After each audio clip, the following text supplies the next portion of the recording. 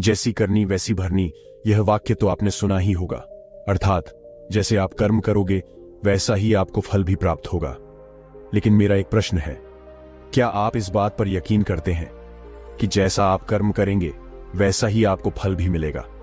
अब आप में से अधिकतर लोगों के मन में यह प्रश्न जरूर उठ रहा होगा, क्योंकि इसमें पूछने वाली बात क्या है? यह तो सत्य ही है कि जैसे हम कर्म करेंगे वैसा ही हमें फल भी मिलेगा। लेकिन एक बार के लिए आंखें बंद करके अपने आप से यह प्रश्न कीजिए, देखिएगा कि आपको इस प्रश्न का उत्तर स्पष्टता से नहीं मिल पाएगा। कहीं ना कहीं आपके मन में एक संशय जरूर होगा कि क्या यह बात सच है या झूठ। क्योंकि आपने अपने आसपास तो ऐसे कई लोगों को देखा होगा जो लोग बहुत अच्छे कर्म करते हैं, बहुत अच्छे स्वभाव के होते हैं, वे कभी किसी का बुरा नहीं करते, किंतु फिर भी उनके साथ हमें हमेशा बुरा ही होता है। वह लोग हमेशा दुखी रहते हैं, हमेशा परेशान रहते हैं। आपने कई बार यह भी देखा होगा, या फिर आप में से ही कई ऐसे लोग भी होंगे जिन्होंने अपनी परीक्षाओं के लिए जी तोड़ मेहनत की होगी, लेकिन फिर भी अंत में उनके हाथ निराशा ही लगी। तो इसका अर्थ क्या हुआ? क्या इसका अर्थ यह है कि जिन भी महापुरुषों ने इस कहावत को कहा है, क्या यह झूठ है? क्या वो महापुरुष गलत थे? नहीं, वास्तविकता तो यह है कि हम अपने कर्मों का लेखा जोखा समझ ही नहीं पाते, और इसी कारण हम ये सोचते हैं कि हम तो बहुत अच्छा कर्म कर रहे हैं, हम लोगों की भलाई कर रहे हैं, लोगों की मदद कर रहे हैं, फिर भी हमें ना जाने क्यों हमेशा दुख और परेशानी ही उठानी पड़ती है। लेकिन आज की जो कहानी मैं आपके लिए लेकर आया हूं, इस कहानी के माध्यम से आप यह समझ जाएंगे कि आखिर कर्मों का यह लेखा जोखा हमारे जीवन पर किस प्रकार प्रभाव डालता है। एक समय की बात है, एक गांव में दो भाई रहा करते थे। दोनों ही कुशल थे, किंतु उनमें से एक बहुत ही क्रूर और चालाक था। उसने धोखा देकर अपने छोटे भाई की सारी जमीन जायदाद अपने नाम करवा ली थी, और छोटे भाई के नाम पर कुछ भी नहीं बचा था। उसे तो बस एक टूटी फूटी झोपड़ी मिली थी, जिसमें वह और उसकी पत्नी रहा करते थे। उसकी पत्नी भी हमेशा बीमार रहती थी, और उसे तरह तरह की यातनाएं, पीड़ाएं और समस्याओं का सामना करना पड़ता था। छोटा भाई बहुत गरीब था, उसके पास पैसे भी नहीं थे ताकि वह अपनी पत्नी का इलाज करवा सके, लेकिन वह बहुत शांत स्वभाव का था, अच्छी प्रवृत्ति का था। इस कारण वह कभी किसी से क्लेश नहीं करता था, ना ही किसी के लिए बुरा सोचता था। वह कभी किसी का बुरा नहीं करता था। फिर भी उसके मन में हमेशा एक प्रश्न रहता था। वह हमेशा अपने आप से कहता था, हे ईश्वर, मैंने कभी किसी के साथ बुरा नहीं किया, कभी किसी का बुरा नहीं सोचा, फिर भी आखिर मेरे साथ इतना बुरा क्यों होता है? मेरी पत्नी हमेशा बीमार रहती है, मेरे बच्चों को 2 वक्त का खाना तक नसीब नहीं होता, और मैं चाहकर भी अपने परिवार को एक अच्छा जीवन तक नहीं दे पा रहा। आखिर ऐसा क्यों? वहीं पर दूसरी तरफ मेरा भाई है जो बहुत धूर्त है, चालाक जाता है। वह उन्हें प्रणाम करके उनसे कहता है, ये देखिए, मैं है, घमंडी है, उसे देखो, वह अपना जीवन कितने ऐशो आराम के साथ जी रहा है। उसके पास ढेर सारा धन है, रहने के लिए अच्छा मकान और खाने के लिए अच्छे अच्छे पकवान हैं। वह तो अपना जीवन मजे में जी रहा है, और मैं यहाँ पर घुट घुट मर रहा हूँ। उसे कोई परेशानी नहीं, और मेरी परेशानियां खत्म होने का नाम ही नहीं लेती। ये सोचता हुआ वह इस विचार पर पहुंचा कि लगता है बुरे कर्मों का फल ही अच्छा होता है, और अच्छे कर्मों का फल अच्छा नहीं मिलता है। और देखते ही देखते यह बात उसके मन में घर करने लगी थी। ऐसे ही कई दिन बीत गए, और अब छोटा भाई और भी ज्यादा परेशान रहने लगा था, क्योंकि उसकी पत्नी की तबीयत ठीक होने का नाम ही नहीं ले रही थी, और उसके सामने तरह तरह की परेशानियां खड़ी थीं, जिन्हें देखकर वह मन ही मन रोता रहता, परेशान होता। एक दिन की बात है, वह किसी काम से दूसरे गांव की ओर जा रहा था। तभी उसकी नजर एक साधु पर पड़ी। वह साधु एक द्वार पर खड़े होकर भिक्षा मांग रहे थे, और वह हमेशा केवल एक ही बात कह रहे थे, तेरे कर्म तेरे हिस्से और मेरे कर्म मेरे हिस्से। जब छोटे भाई के कानों में यह बात पड़ी तो उसे बहुत क्रोध आया। वह तुरंत ही उन साधु के पास जा पहुंचा और उनसे कहने लगा, हे गुरुवर, मैं आपको कब से देख रहा हूं, आप केवल एक ही बात कह रहे हैं, तेरे कर्म तेरे हिस्से और मेरे कर्म मेरे हिस्से। क्या यह सत्य है? इस बात का जवाब देते हुए वह साधु कहते हैं, हां, यह बिल्कुल सत्य है। क्या तुम्हें इस पर यकीन नहीं? तभी वह छोटा भाई उन गुरु से कहता है, हे गुरुवर, लगता है आपको कोई भ्रम हो गया है। मैंने अपने जीवन में कभी कोई बुरा कर्म नहीं किया, ना ही मैंने कभी किसी के बारे में बुरा सोचा, ना ही किसी का बुरा किया। बाद भी मैं हमेशा परेशानियों से घिरा रहता हूं। तकलीफें दिन बे दिन मुझे और परेशान कर रही है। मुझे तो आज तक मेरे अच्छे कर्मों का कोई अच्छा फल नहीं मिला। फिर आप ये कैसे कह सकते हैं कि अच्छे कर्मों का फल अच्छा मिलता है? मेरी पत्नी हमेशा बीमार रहती है और मेरे घर में खाने तक के लिए पैसे नहीं है। यहां तक कि मेरे बच्चे भी भूखे रह जाते हैं, और फिर भी आप कहते हैं कि अच्छे कर्मों के फल अच्छे मिलते हैं। तभी वह साधु बड़े ही शांत स्वभाव से उस व्यक्ति से कहते हैं, लगता है परिस्थितियों ने तुम पर बहुत गहरा प्रभाव डाला है। ऐसा प्रतीत हो रहा है कि तुम परिस्थितियों के आगे हार मान चुके हो, और इन कठिन परिस्थितियों ने तुम्हारी सोच को भी बदल दिया है। इसी कारण तुम ऐसा कह रहे हो। इस पर वह व्यक्ति कहता है, हे गुरुवर, ऐसा लगता है कि खुद परिस्थितियों से हारकर दूसरों के घर भिक्षा मांगकर भोजन ग्रहण कर रहे हो, और मुझे कहते हो कि मैंने परिस्थितियों के सामने हार मान ली है। मुझे आपका यह भाषण नहीं सुनना, मैं जा रहा हूं। तभी उसे रोकते हुए वह साधु उस व्यक्ति से कहते हैं, ठीक है तुम चले जाओ, लेकिन उससे पहले मेरा एक काम कर दो। वो व्यक्ति कहता है, अरे मैं कोई काम नहीं करने वाला, मैं तो जा रहा हूं। तभी वह साधु कहते हैं, बेटा, मैं जानता हूं तुम्हारे मन में क्या प्रश्न है। तुम इस बात से परेशान हो कि तुमने अच्छे कर्म किए और उसके बाद भी तुम्हें अच्छे फल नहीं प्राप्त हो रहे। लेकिन क्या तुम इस प्रश्न का जवाब नहीं जानना चाहते? क्या तुम यह नहीं जानना चाहते कि तुम्हारे साथ ऐसा क्यों हो रहा है? यह सुनकर वह छोटा भाई कुछ देर के लिए मौन हो गया, और कुछ देर सोच विचार करने के बाद वह कहता है, अच्छा ठीक है, बताइए मुझे क्या करना होगा। तभी वह साधु उस व्यक्ति से कहते हैं, मेरा बस एक छोटा सा काम कर दो। कल सुबह सुबह तुम मेरे लिए कुछ फल लेकर मेरे आश्रम आ जाना, और जब तुम वहां पर आओगे तो मैं तुम्हें तुम्हारे प्रश्नों का उत्तर तुम्हें दे दूंगा, और तुम्हें यह भी समझ में आ जाएगा कि तुम्हारे साथ ही ऐसा क्यों हुआ। इतना कहकर वह साधु अपना भिक्षा पात्र लेकर वहां से अपने आश्रम की ओर चलने लगे। लेकिन व्यक्ति कुछ देर के लिए वहीं पर खड़ा रह गया और यह सोचने लगा कि क्या उसे फल लेकर उन गुरु के आश्रम जाना चाहिए या नहीं। यही सोचता हुआ वह घर लौट आया। रात भर उसके मन में केवल यही प्रश्न था कि मैं उनके पास फल लेकर जाऊं या ना जाऊं। देखते ही देखते सुबह होने लगी, और अब उस छोटे भाई ने यह तय कर लिया कि वह फल लेकर उन गुरु के आश्रम जरूर जाएगा। वह घर से निकलता है और कुछ फल खरीदता है। से लेकर वह उन गुरु के आश्रम की ओर चल पड़ता है।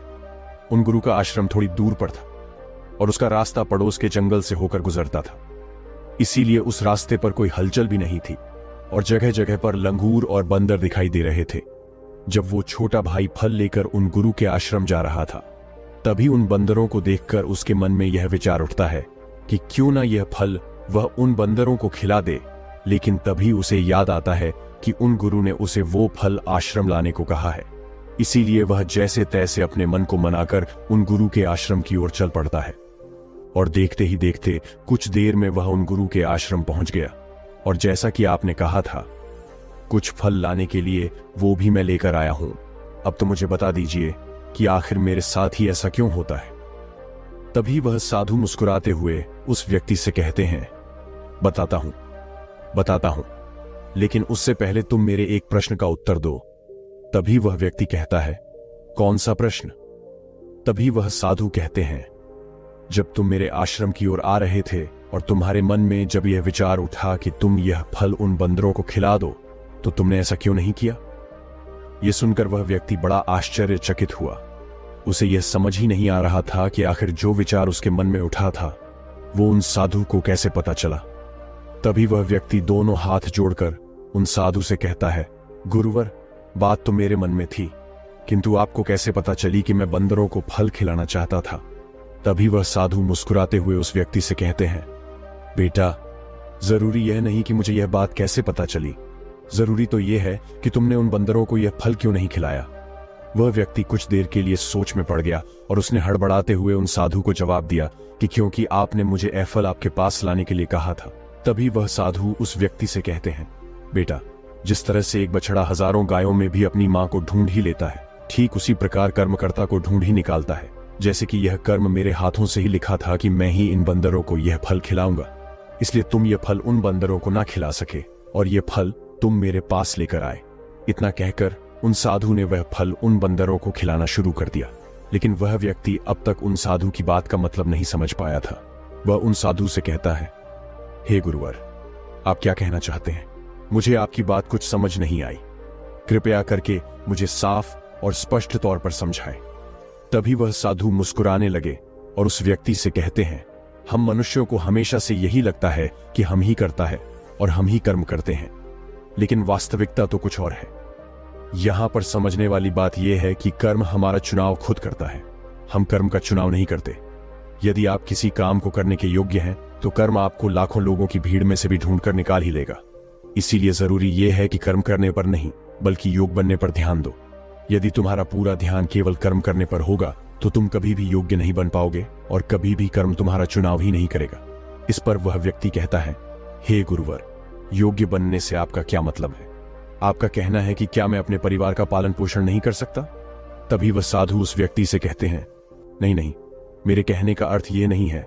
मैं तो तुमसे यह कहना चाहता हूं, योग्य बनने के लिए जिन कर्मों की होती है उसके लिए तुम्हें पहले छोटे छोटे कामों को करना शुरू करना होगा, और जब तुम उन कामों में निपुण हो जाओगे, कुशल हो जाओगे, इतने योग्य बन जाओगे तो बड़ा कर्म, या फिर यूं कहें कि यह मुख्य कर्म, जिस कर्म के लिए तुम बने हो वह कर्म तुम्हें ढूंढ ही लेगा और वह कर्म तुम्हारे पास खुद ही चला आएगा। उदाहरण के तौर पर तुम इन बंदरों को ही देख सकते हो। ये बंदर जब छोटे होते हैं तब से ही ये पेड़ों पर चढ़ना सीखते हैं, गुलाटियां लगाना सीखते हैं, दौड़ना सीखते हैं, छलांग लगाते हैं। शुरू में इससे तकलीफ होती है कि कभी गिर जाते हैं तो कभी इन्हें चोट भी लगती है, लेकिन धीरे धीरे ये उन कामों में निपुण हो जाते हैं, कुशल हो जाते हैं और उसके बाद इनका भोजन इन तक स्वयं ही पहुंच जाता है।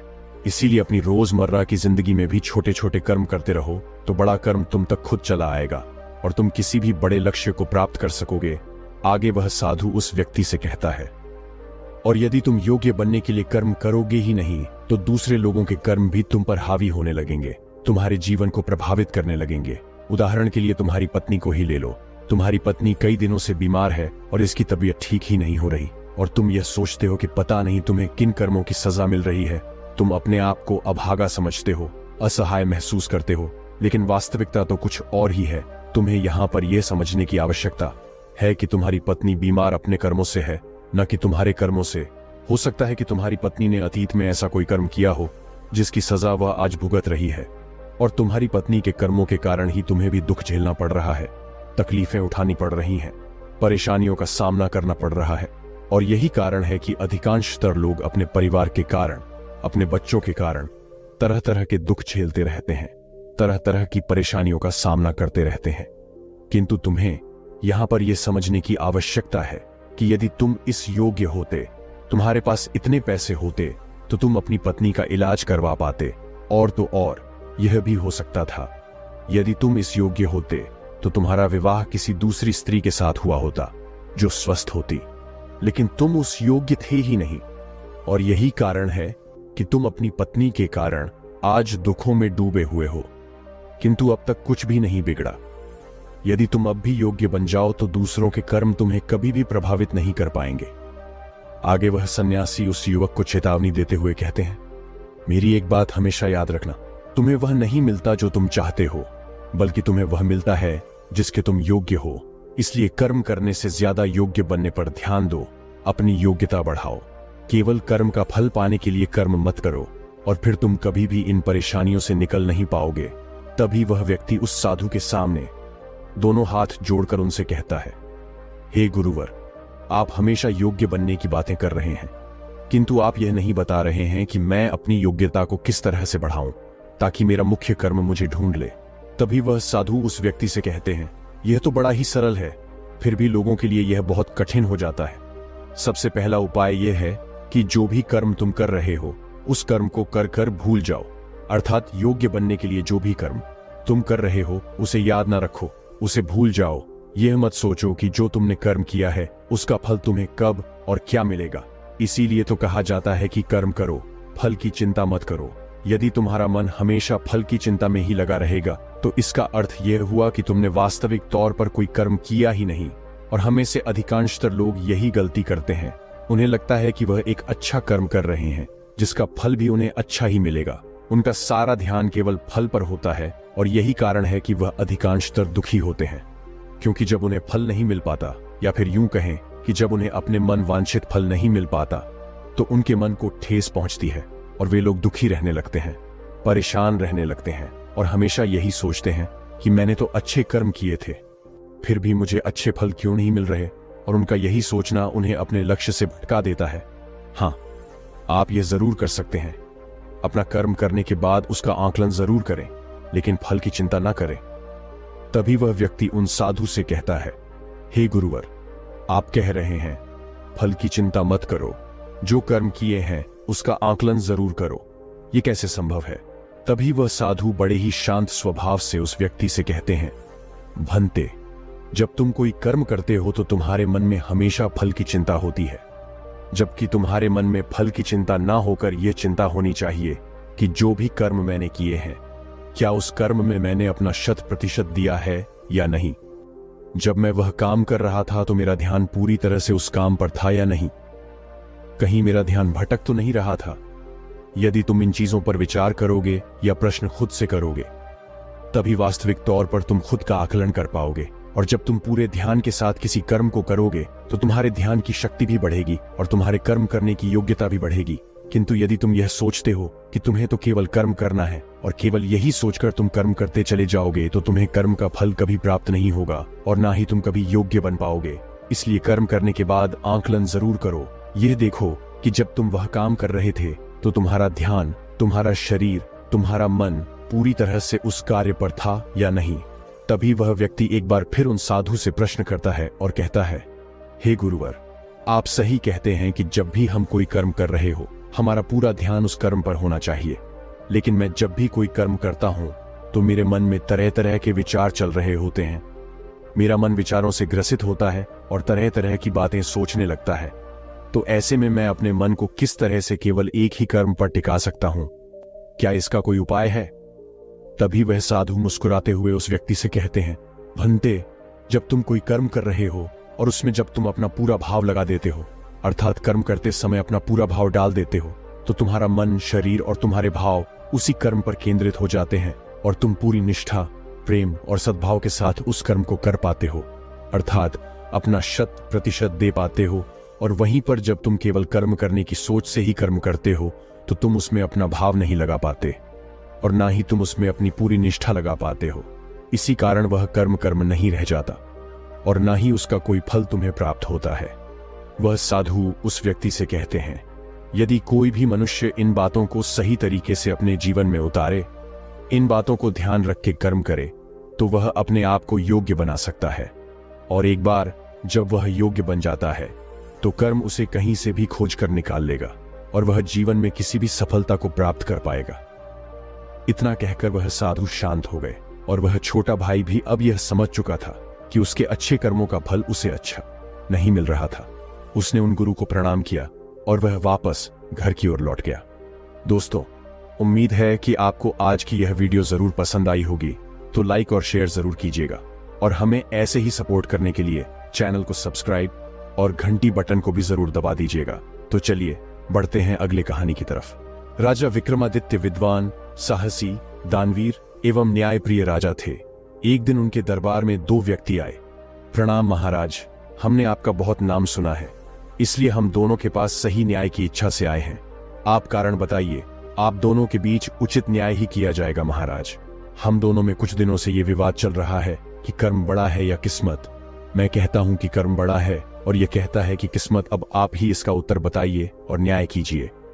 दोनों व्यक्तियों की बात को सुनकर राजा विक्रमादित्य सोच में पड़ जाते हैं और वो उन दोनों व्यक्तियों से कहते हैं, आप दोनों के इस प्रश्न का उत्तर देने के लिए मुझे समय चाहिए। आपके इस प्रश्न का उत्तर मैं 6 माह के पश्चात दूंगा। आप मेरे पास 6 माह के पश्चात आना। ठीक है महाराज, हम आपसे ठीक 6 माह के पश्चात ही मिलेंगे। उन दोनों व्यक्तियों के जाने के पश्चात राजा विक्रमादित्य उलझन में पड़ जाते हैं और प्रश्न का उत्तर जानने के लिए उन्होंने मन में कुछ विचार किया और 6 माह के लिए राज्य का कार्यभार सेनापति को सौंपकर राजा विक्रमादित्य वेश बदलकर एक दूसरे नगर में पहुंचे। वहां राजा विक्रमादित्य को एक व्यापारी मिला। लगता है नगर में नए आए हो, पहले कभी देखा नहीं तुम्हें। मेरा नाम विक्रम है, मैं आज ही यहाँ आया हूँ। इस समय नौकरी की तलाश में जा रहा हूँ।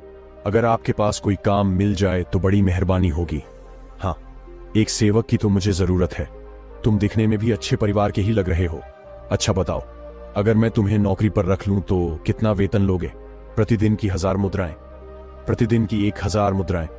आखिर तुम में ऐसा क्या गुण है जो तुम इतना अधिक वेतन मांग रहे हो? आप एक बार मुझे रखकर तो देखिए, आपको शिकायत का मौका नहीं दूंगा। मैं वो काम भी कर सकता हूं जो कोई दूसरा नहीं कर सकता। तुम्हारी बातों में आत्मविश्वास दिखाई पड़ता है। ऐसी बात है तो तुम्हारी नौकरी आज से ही पक्की हुई। व्यापारी राजा विक्रमादित्य को काम पर रख लेता है।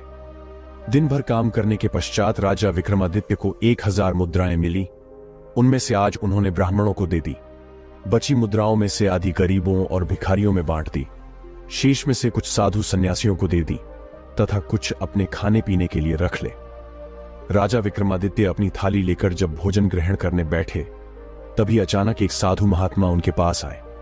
बेटा, बहुत भूखा हूं, कुछ खाने को दे दो तो तुम्हारी अति कृपा होगी। हां महाराज, जरूर मिलेगा। ये लीजिए, आप ये भोजन ग्रहण कीजिए, खुश रहो। बेटा, भगवान तुम्हारा भला करे। राजा विक्रमादित्य ने अपनी थाली साधु बाबा के आगे रख दी। साधु बाबा भोजन करके आशीर्वाद देकर चले गए, पर राजा को उस दिन भूखा ही रहना पड़ा। आज मेहनत की, पैसा भी कमाया, पर भोजन भाग्य में नहीं था, इसलिए नहीं मिला। हां, दूसरों की सहायता करने का पुण्य भाव सो मिल गया।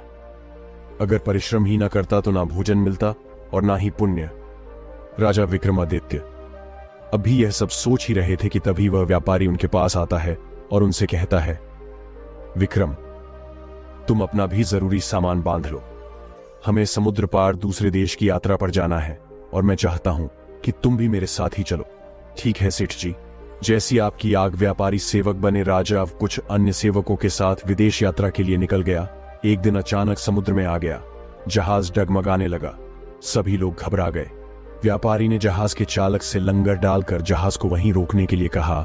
मुझे लगता है जहाज को यही रोक ना चाहिए, तूफान रुकने पर आगे चलेंगे। थोड़ी देर बाद तूफान थम गया। तूफान रुक गया है, अब हमें आगे बढ़ना चाहिए। ये क्या, लंगर उठ नहीं रहा, अब जहाज आगे कैसे बढ़ेगा?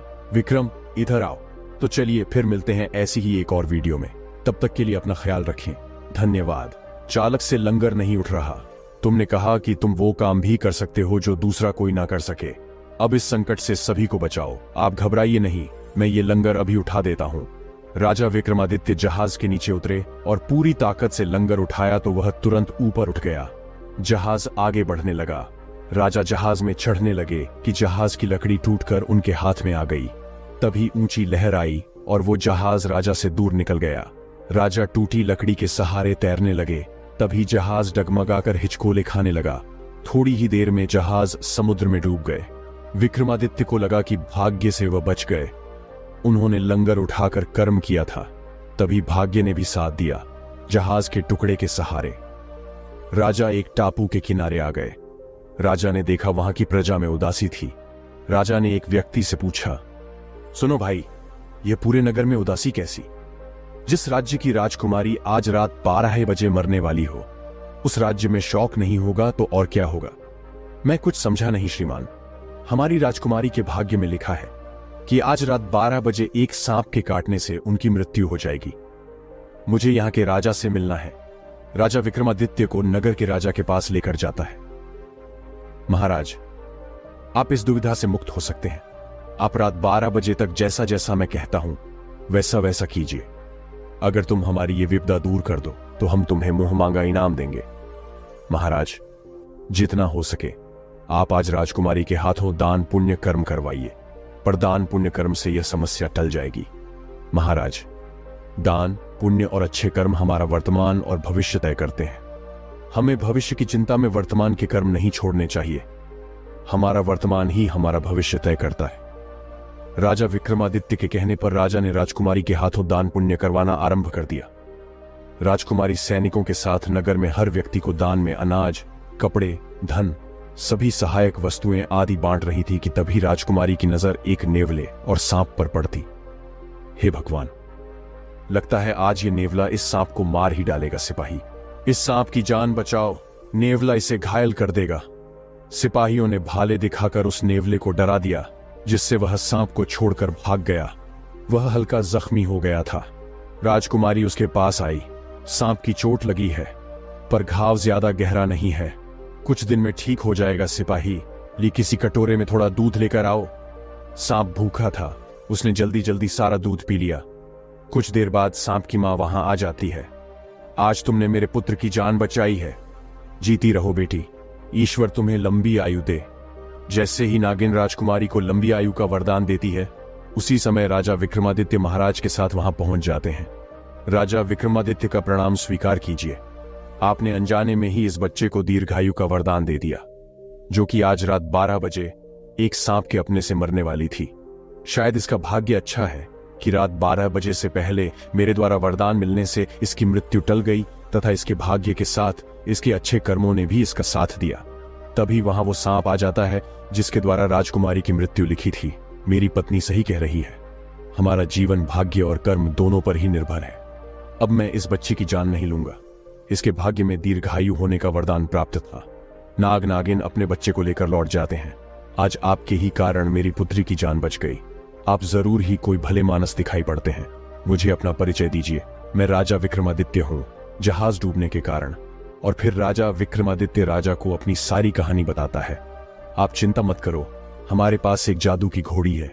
वो उड़कर दुनिया के किसी भी कोने में जा सकती है। आप उस पर बैठकर समय से अपने देश लौट जाएंगे। और फिर राजा विक्रमादित्य जादुई घोड़ी पर सवार होकर अपने नगर में पहुंचते हैं। अगले दिन राजा विक्रमादित्य ने दोनों व्यक्तियों को महल में बुलाया। आपके प्रश्नों का उत्तर मुझे मिल गया है। भाग्य और कर्म दोनों ही साथ साथ चलते हैं। यह एक ही गाड़ी के दो पहिए हैं। अगर भाग्य साथ दे किंतु कर्म ना करो तो कुछ भी प्राप्त नहीं होता। इसी तरह यदि कर्म करो पर भाग्य साथ ना दे तब भी कुछ हासिल नहीं होगा। दोनों व्यक्ति राजा का उत्तर सुन संतुष्ट होकर चले गए।